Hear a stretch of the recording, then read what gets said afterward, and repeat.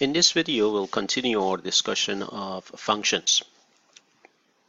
As we studied, functions are independent reusable modules that perform a single task, basically. And we wrote the function sum2, and this function is an independent module. It's reusable, meaning that I can take this function sum2 that we've written, I can take it to any other program and use it elsewhere. So that's independence and reusability concept of functions. And it does specifically one task. It receives two integers and returns their sum. It's very clear as to what it does.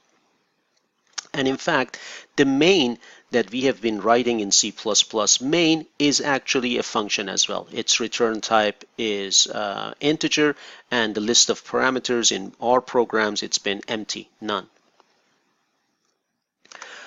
In fact, we can write programs that will not return anything as well. So I can write a function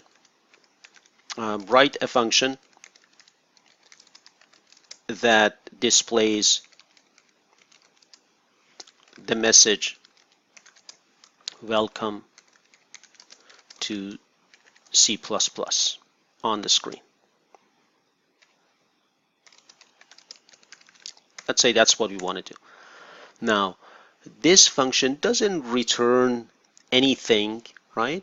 And it doesn't appear to have any list of parameters. If the function doesn't return anything, then the return type will be void. The name of this function, let's just call it message. And then the list of parameter, empty. If the list of parameter is empty, you just have to open and close parentheses. And then the block of code will have just a single cout statement, welcome to C++. And let's say end line. Right? And there is no return. I'm not going to type any return here because return type is void. So it doesn't have any return.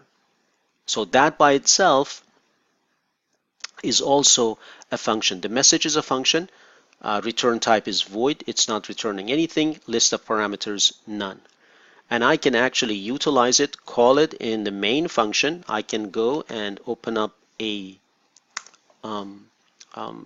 line there and just call it message. I don't have to use cout in there.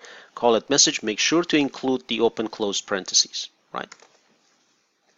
So when you run this program, you will see the line 24, the output of line 24, line 25, and then the message. So when execution reaches line 26, the function message is called, right?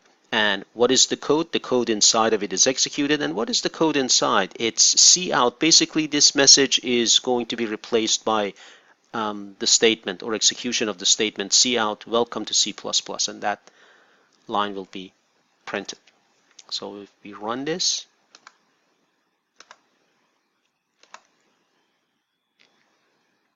and there is welcome to C++ that you see here.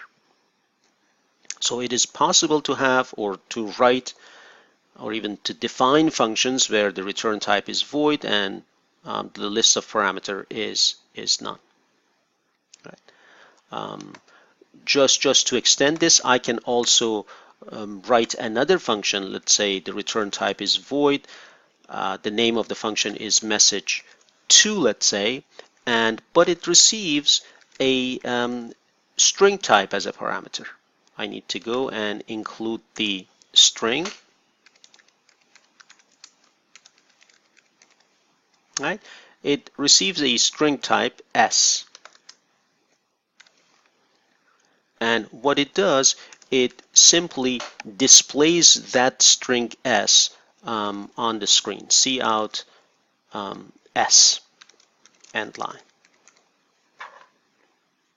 Right? It does that. Now, I've defined this function, single line, return type is void. Now I can come back to let's say the main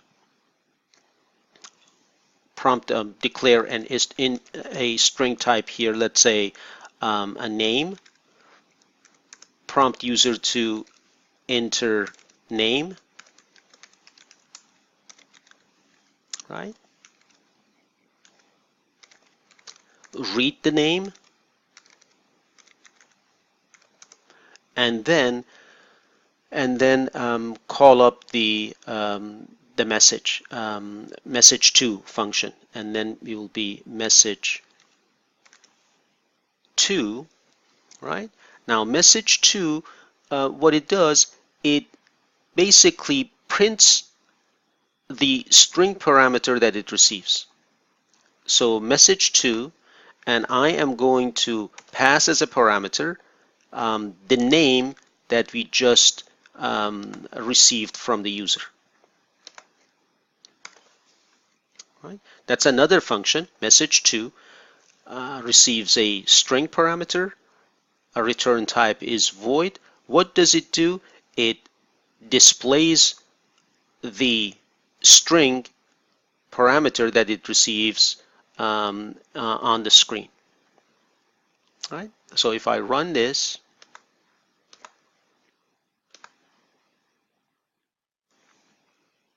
enter name, let's say Jim, and then this is read, the function is called, and that function prints Jim. Right? I'm just demoing these different styles of function calls and so forth.